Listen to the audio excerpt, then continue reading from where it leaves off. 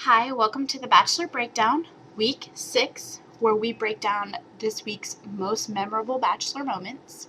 Now, we had a little bit of technical difficulties. Sorry it's coming out a little bit late. Hopefully, you will forgive me. But this week, I don't know about you, but I found myself cringing behind my pillow, biting my fingernails, and throwing things at my television screen. It was a crazy week, right? But I have to say, the most cringeworthy moment for me was by far Allie's entire date. I'm so anxious to kind of see, the chemistry that I think is there between us. I'm absolutely thrilled. I just can't wait. When I finally had the chance to sit down and talk with Allie, I don't know how to explain it. We're in the most romantic setting in the entire world, and we're making small talk. What is this? It's chicken. Do you want to live in a big city?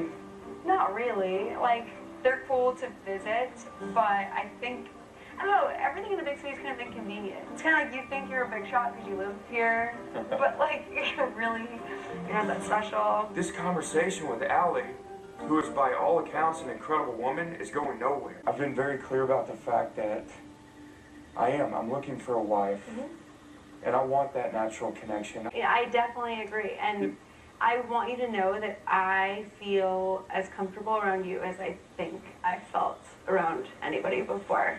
I feel so completely comfortable around you, and I feel like I could hang out with you all day, every day. Well, look, okay, I like who you are as a person, and I respect who you are as a person. I think you're incredibly attractive. Thank you. I don't know if that constitutes saying that you and I are falling in love. And so, Allie, I can't give you this rose. We both know that we have a very strong friendship, but I think that's where it ends. We're sinking. We're sinking. We're sinking. Okay. Most awkward first date ever. So glad she's gone. Was it just me, or was the upper lip kind of bothering you? I don't know, it's kind of bothering me. So, did you guys catch Michelle and the girls, their little tiff? It seems like the girls really caught her off guard this week. Last night I went over to Brad's, and I spent like 20, 30 minutes with him. And I don't want you guys to think I go run my mouth off to him about any of you, because I don't. Let's just start in order of okay, who's gonna go home? Brett? Jackie? I didn't like that you kept Chantel. This is why I'm here. And I'm not apologizing. I'm just trying to keep it real. What can I say? There has to be a villain every season, and I have to say, Michelle is right up there on one of The Bachelor's most memorable villains of all time, don't you think? I mean, other than Trish, I think she's probably the worst. Anyway, I was really impressed with Chantel this week, or Chico Girl, because she really showed a cool, calm, collective way to get Brad's attention. I liked her approach. So, my whole plan was to just have him relax. Well, I just feel we talk about our feelings a lot. Yeah. And I talk a lot. You know that.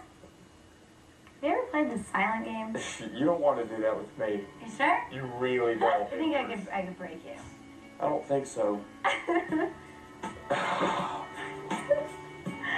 We have to, these are the rules though. You can do anything, but you can't talk. Okay. So that's the game. Okay.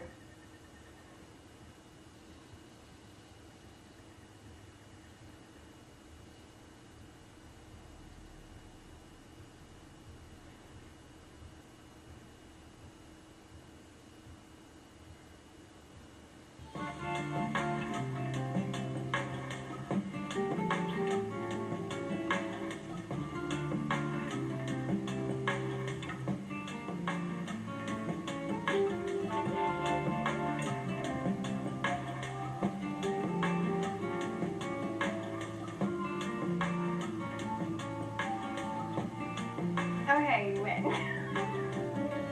Chantel, you scored some major points this week. Speaking of that name, Chantel had a surprising revelation using the big L word.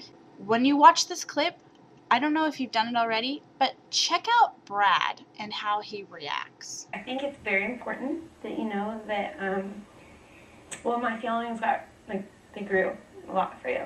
Mm-hmm. And I have fallen in love with you. I love you. And it's very scary because I know that I'm saying that and, like, I'm not going to get anything back, so that's fine. Like, it's okay. I'm no body language expert, but I'm pretty sure that when you're telling someone you love them, you kind of don't want them to be looking down at the floor and showing no emotion whatsoever. Not a good sign. Which brings us to our dun da da da Train Wreck of the Week award, which goes to who else? Michelle, for her crazy antics and her not-so conversations with Brad. I really, really like Michelle. What I don't like is when Michelle gets pissed off at me for nothing. I'm afraid I'm I getting in miss trouble. you. When I'm not with you, I miss you. Isn't that a good thing? It's a great thing. You were mad at me. I was pissed. I was pissed at you a lot yesterday. Yeah, what's up? I Why? don't know. Oh my God. I can't do anything right. I'm afraid of the direction you and I are going right now. I did not view our conversation like that at all. Michelle, you Question sat there and trust. listed out the women that were going to stay and were going to leave.